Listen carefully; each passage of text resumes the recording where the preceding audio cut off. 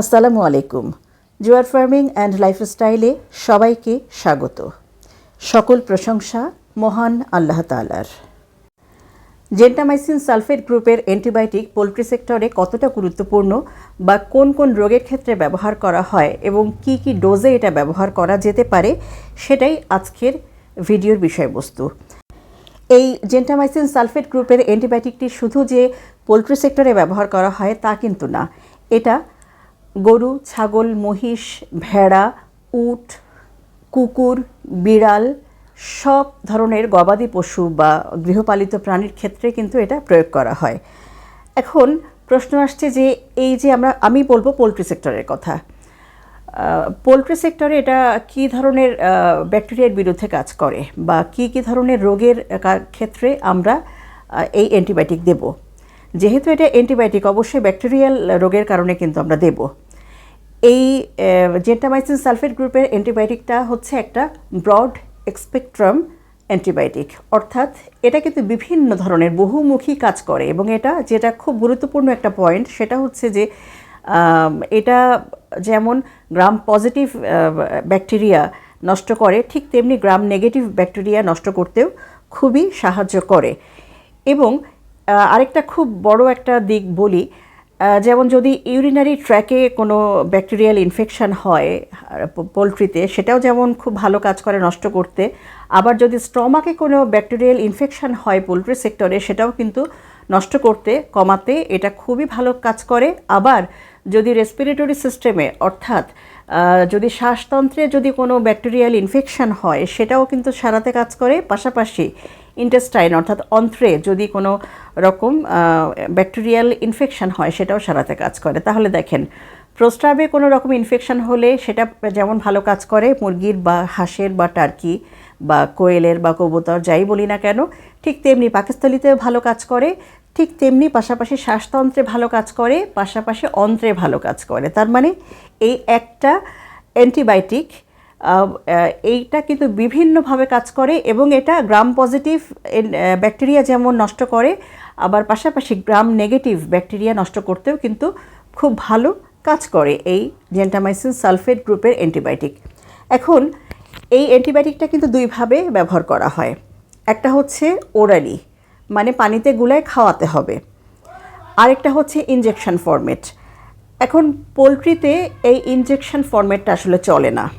এটা অনেকেই দেখান, আপনারা দেখবেন বিভিন্ন ইউটিউবে আছে, কিন্তু আসলে এইটা করে না। যদি এটা কেউ করে থাকে অবশ্যই ডাক্তারের সাহায্য নিয়ে করবেন, কারণ এখানে কিন্তু মানে খুব সীমিত পরিমাণে দিতে হয়, নির্দিষ্ট পরিমাণে দিতে হবে, নির্দিষ্ট বডি ওয়েটে।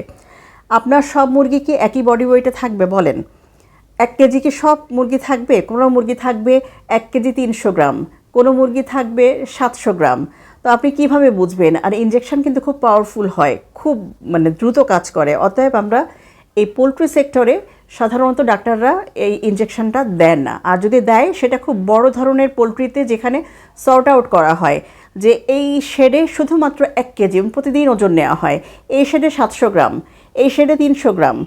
হ্যাঁ, আর ইনজেকশনের ক্ষেত্রে কিন্তু বয়সের একটা মাত্রা আছে, বয়সের একটা সময়সীমা আছে যে এত বছর বয়সের মধ্যে দিতে হয়, এরকম একটা ব্যাপার আছে। যার জন্য এই পোলট্রি সেক্টরে অবশ্যই ডাক্তার কী করেন, প্রেসক্রাইব করেন বা সাজেস্ট করেন যাতে পানিতে মেশায় খাওয়ানো হয়। পাউডার ফরম্যাটে যেটা কিনতে পাওয়া যায় সেটা যেন পানিতে গুলায় খাওয়ানো হয়। আমি খুব সংক্ষেপে কিছু রোগের কথা বলি।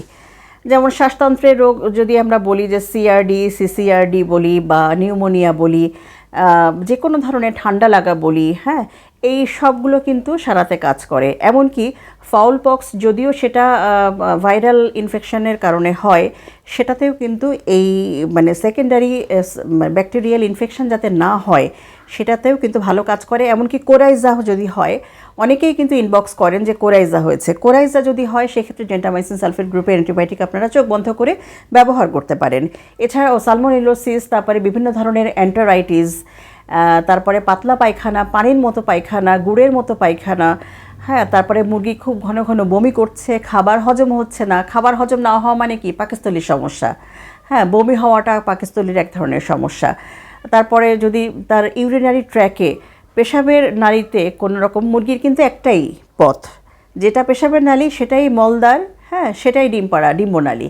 তো সেই ট্র্যাকে যদি কোনো সমস্যা হয়ে থাকে, ইনফেকশন হয়ে থাকে ব্যাকটেরিয়াল, সেটাও কিন্তু এটা খুব ভালো কাজ করবে, সারাই দেবে ইনশাল্লাহ। তার মানে কি, এই একটা ওষুধ অনেক ধরনের কাজ করছে, বহুমুখী কাজ করছে। তো আমরা এবার সরাসরি চলে আসব ডোজ প্রসঙ্গে, অর্থাৎ আমরা পোলট্রি সেক্টরে আমরা কিভাবে আমরা এই জেন্টামাইসিন সালফেট গ্রুপের অ্যান্টিবায়োটিক খাওয়াবো। আমরা পানি নেব 2 লিটার। 2 লিটার বিশুদ্ধ খাবার পানিতে 1 গ্রাম এই জেন্টামাইসিন সালফেট গ্রুপের অ্যান্টিবায়োটিক আমরা নেব। বাজারে বিভিন্ন ধরনের বিভিন্ন নামে এই অ্যান্টিবায়োটিক পাওয়া যায়। আমি ভিডিও শেষে কয়েকটি কোম্পানির নাম বলবো, তারা কি নামে বাজারজাতকরণ করছে আলহামদুলিল্লাহ। তো আমি কি বললাম যে 1 গ্রাম পাউডার, অ্যান্টিবায়োটিক পাউডার আমরা মেশাবো 2 লিটার বিশুদ্ধ খাবার পানিতে, এবং এটা আমরা মুরগিকে 2 বেলা দেব, দিনে 2 বেলা দেব। 2 বেলা দেব আর 1 বেলা সাদা পানি চলবে। এখন কতদিন দেব? এটা 3 থেকে 5 দিন দেব। আমরা 3 থেকে 5 দিন দেব। আমরা সংক্রমণের মাত্রা আগে বুঝবো, এরপরে সেই অনুযায়ী আমরা এখন মুরগির যদি না হয়ে থাকে, যদি মনে করেন যে হালকা ঠান্ডা লাগা, সিআরডির সমস্যা হচ্ছে, বা সালমোনেলোসিসের একটা লক্ষণ দেখা দিচ্ছে, বা স্টেফাইলোকক্কাসিস, আপনি বুঝতে পারছেন না যে এটা কী আসলে, হ্যাঁ, তো এই কারণে অ্যান্টিবায়োটিকের প্রয়োগের আগে অবশ্যই ডাক্তারের পরামর্শ নেওয়া উচিত। যাই হোক, আমরা সংক্রমণের মাত্রা বোঝার চেষ্টা করব, সেটা বুঝে 3 থেকে 5 দিন, 5 দিনের বেশি আমরা দেব না, দিনে 2 বার দেব। আর যদি আমরা দেখি যে তারপরেও সারছে না অসুখ, সেই ক্ষেত্রে অবশ্যই আমরা চিকিৎসকের, একজন ভেটেরিনিয়ানের পরামর্শ নেব।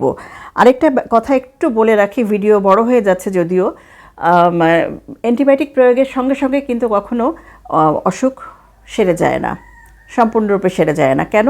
কারণ অ্যান্টিবায়োটিক পেটে যাওয়ার সাথে সাথে কী করে, ওইটা কিন্তু ব্যাকটেরিয়া নষ্ট করতে থাকে। ব্যাকটেরিয়া নষ্ট হয়ে যায়, কিছু ব্যাকটেরিয়া নিস্তেজ থাকে, এটা আস্তে আস্তে মরে। হ্যাঁ, তো একটু সময় দিতে হয় রোগটা সারানোর জন্য। তারপরে মুরগি কিন্তু এমনি অ্যান্টিবায়োটিক দেওয়ার পরে দিলে, আমি কিন্তু বলছি যে অ্যান্টিবায়োটিক দিলে খারাপ ব্যাকটেরিয়ার পাশাপাশি ভালো ব্যাকটেরিয়াও মরে যায়, এই কারণে মুরগি দুর্বল হয়ে যায়, এজন্য মুরগিকে কিন্তু অসুস্থ দেখা যায়। এটাকে আপনারা ভুল বুঝবেন না। আর যেহেতু এই জেন্টামাইসিন সালফেট গ্রুপের অ্যান্টিবায়োটিক পেটের সমস্যা তো দেওয়া হচ্ছে, অন্ত্রের সমস্যাও দেওয়া হচ্ছে, অতএব এই অ্যান্টিবায়োটিক চলাকালীন আপনারা কোনো ধরনের ভিটামিন বা মাল্টিভিটামিন দেবেন না। যদি দিতেই হয় তাহলে লাইসোভিটের মতো এরকম মৃদু মাত্রার কোনো মাল্টিভিটামিন দেবেন। এর সাথে আপনারা স্যালাইন দিতে পারেন এবং জিঙ্ক, এইটা দিতে পারেন। হ্যাঁ, তো আমি এবার বলে দিচ্ছি যে এই জেন্টামাইসিন সালফেট গ্রুপের অ্যান্টিবায়োটিক কোন কোন কোম্পানি বাংলাদেশে কোন কোন নামে বাজারজাতকরণ করছে। পপুলার ফার্মাসিউটিক্যালস লিমিটেড জেন্টাব্যাক ভেট এই নামে বাজারজাতকরণ করছে। এটা 100 গ্রামের একটা প্যাকেট পাওয়া যায়, দাম হচ্ছে 824 টাকা। দাম কিন্তু কম বেশি হতে পারে। আর আগে একটা 5 গ্রামের একটা স্যাশে পাওয়া যেত, ছোট প্যাকেট পাওয়া যেত, আপনারা খোঁজ নিতে পারেন, ওটা হয়তো বা এখন আর খুব একটা পাওয়া যায় না। এছাড়া টেকনো ড্রাগস লিমিটেডের একটা ওষুধ পাওয়া যায় এই জেন্টামাইসিন সালফেট গ্রুপের, সেটার নাম হচ্ছে জেন্টা ম্যাক্স। এটা 100 গ্রামের প্যাকেট পাওয়া যায় 600 টাকায়। এরপর আসছি কেমিস্ট ল্যাবরেটরিজ লিমিটেড, জেমিসিন নামে এই পাউডারটা পাওয়া যায়, অ্যান্টিবায়োটিকটা পাওয়া যায়, 100 গ্রামের প্যাকেটে পাওয়া যায় 390 টাকা। দেখেন, দাম কিন্তু অনেক কম বেশি আছে, আপনারা বুঝে নেবেন, সবই কিন্তু একই অ্যান্টিবায়োটিক। এছাড়াও আছে স্কয়ার ফার্মাসিউটিক্যালস লিমিটেডের, এইটা হচ্ছে 100 গ্রামের স্যাশেতে পাওয়া যায় বা প্যাকেটে পাওয়া যায়, জেনাসিন ভেট নামে পাওয়া যায়। দামটা আমি সংগ্রহ করতে পারিনি, আন্তরিকভাবে দুঃখিত, এটা দেখে নিতে হবে। আমি চেষ্টা করছি স্ক্রিনে লিখে দেবার জন্য। সর্বশক্তিমান আল্লাহ আমাদের সবার সহায় হন, আমাদের জন্য সবাই দোয়া করবেন। আল্লাহ রহমতে সবাই ভালো থাকবেন। আসসালামু আলাইকুম ওয়া রাহমাতুল্লাহ।